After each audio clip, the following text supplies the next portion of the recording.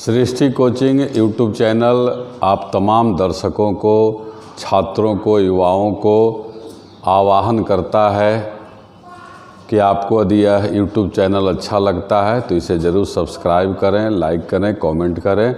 यह आपके प्रति संवेदनशील यूट्यूब चैनल है जो आपको प्रतियोगिता परीक्षा में सफलता का गुरु मंत्र देता रहता है।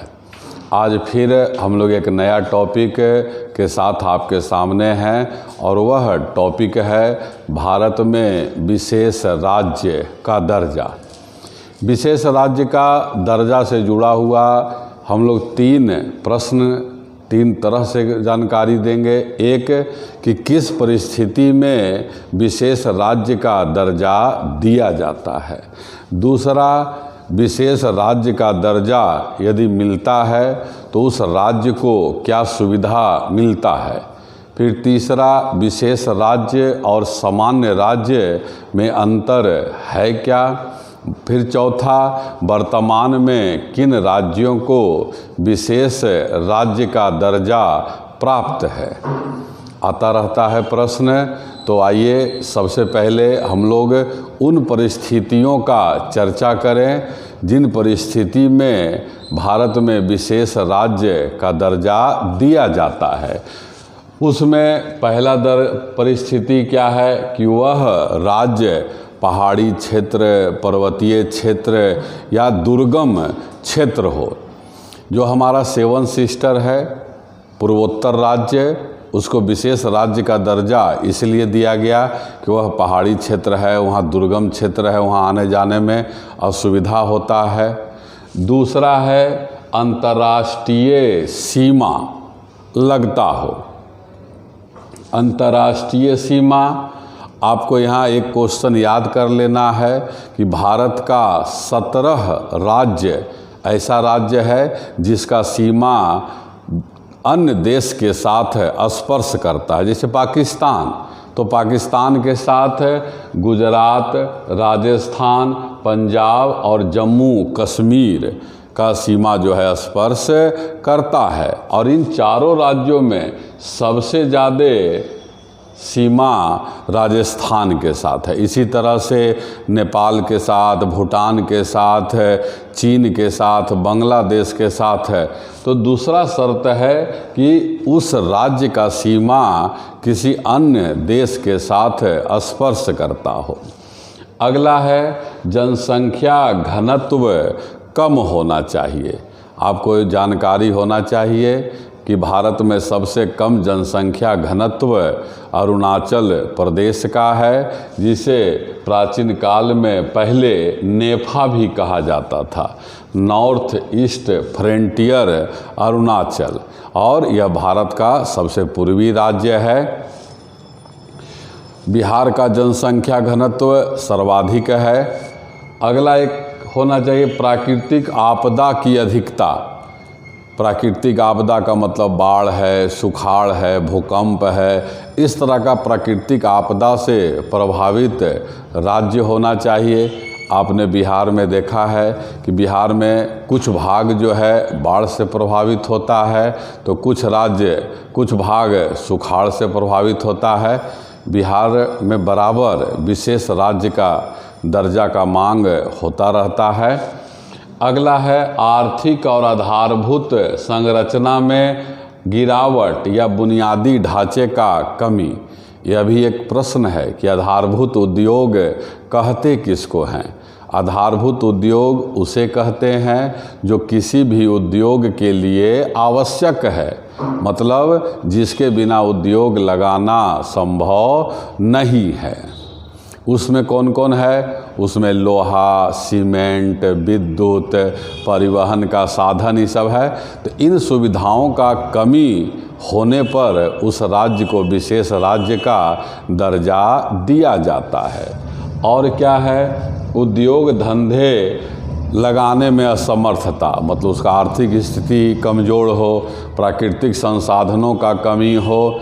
आपको यहाँ जानकारी है कि भारत में सबसे अधिक उद्योग कहाँ है? महाराष्ट्र में, और सबसे कम उद्योग बिहार में है।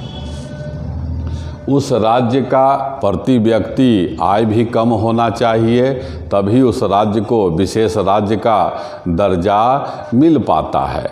भारत में राज्यों में सबसे अधिक प्रति व्यक्ति आय गोवा का है और सबसे कम प्रति व्यक्ति आय बिहार का है।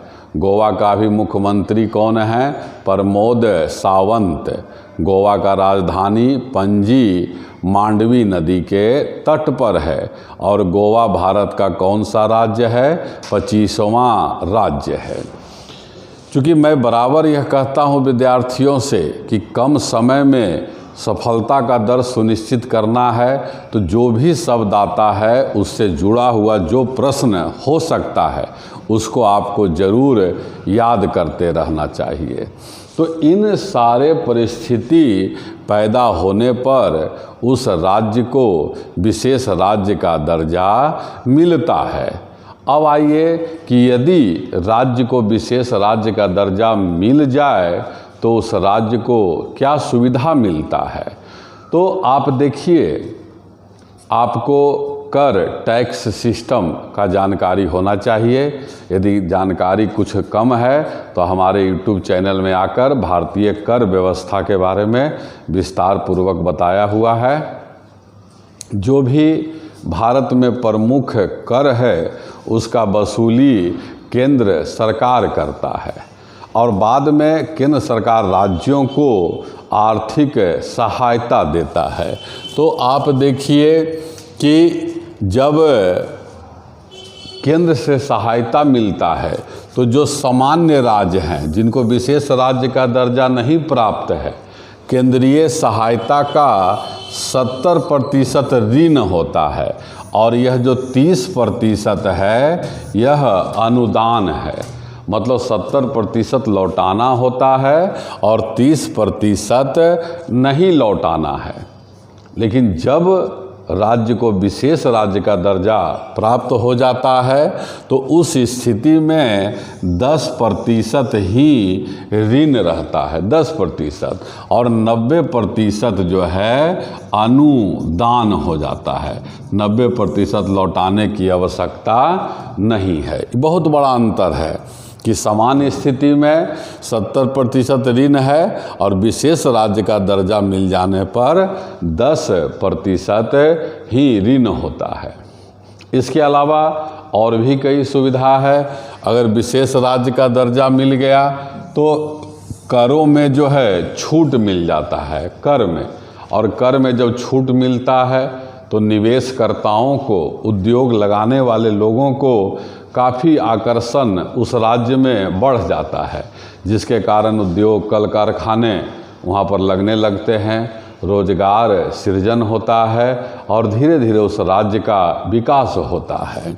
इसके अलावा जो केंद्रीय बजट है उसमें जो कुल राशि का प्रावधान किया जाता है उसका 30% खर्च विशेष राज्य का जो दर्जा मिलता है उस पर होता है, 30%। ये सब सीधा क्वेश्चन आता है आपके लिए प्रारंभिक परीक्षा इस सब में। तो दर्जा मिलने पर ये सब सुविधा है। वर्तमान में क्या स्थिति है? तो वर्तमान में आता है कि पहली बार किन राज्यों को विशेष राज्य का दर्जा दिया गया। तो पहली बार 1969 में गाडगिल फार्मूला बनाया गया, गाडगिल फार्मूला, और उसी फार्मूला के तहत असम, नागालैंड और जम्मू कश्मीर को पहली बार विशेष राज्य का दर्जा दिया गया। संविधान में इसका कोई प्रावधान नहीं है। अब आता है कि वर्तमान में किन राज्यों को विशेष राज्य का दर्जा प्राप्त है। तो वर्तमान में आपको याद करना है, उसका फार्मूला सूत्र भी आपको लिखवाएंगे। सिक्किम, उत्तरांचल, मिजोरम, अरुणाचल प्रदेश, नागालैंड, मणिपुर, असम, मेघालय, त्रिपुरा और हिमाचल प्रदेश। यह जो 10 है इन्हें वर्तमान में विशेष राज्य का दर्जा प्राप्त है। अब इसको याद करने का एक सूत्र है। सुमनमा, चूँकि बिहार के जो भी छात्र हैं वो जानते हैं, नाम को बिगाड़ के याद करेंगे। गोपाल है तो बोलेंगे गोपालवा, मनोज है तो मनोजवा। तो आप उसी तरह से यहाँ सुमन है तो सुमन को कर दिए सुमनमा और MTH, सुमनमा MTH।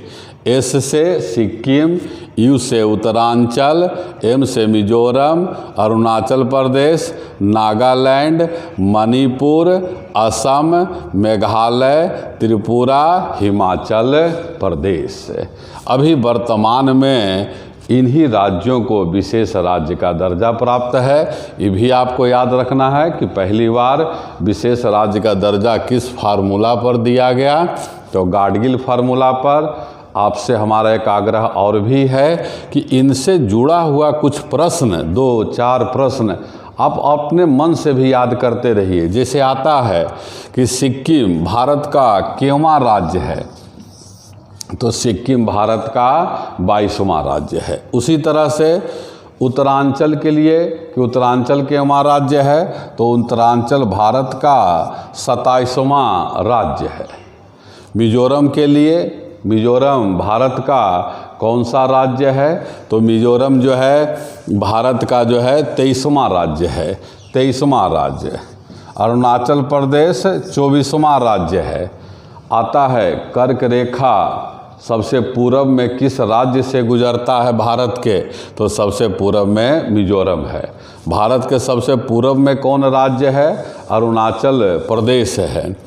नागालैंड राजकीय भाषा अंग्रेजी है, यहाँ जनसंख्या वृद्धि दर नकारात्मक है, घटता हुआ है। मणिपुर के लिए भी आप याद करिए, लोकटक झील कि पूर्वोत्तर भारत में सबसे मीठा पानी का झील कौन है, तो लोकटक झील है, और वह लोकटक झील कहाँ है, मणिपुर में। असम, असम का पुराना नाम आता रहता है, असम का पुराना नाम है कामरूप। मेघालय का भी अर्थ आते रहता है छात्र, बादलों का घर। बादलों का घर किसे कहते हैं, मेघालय को।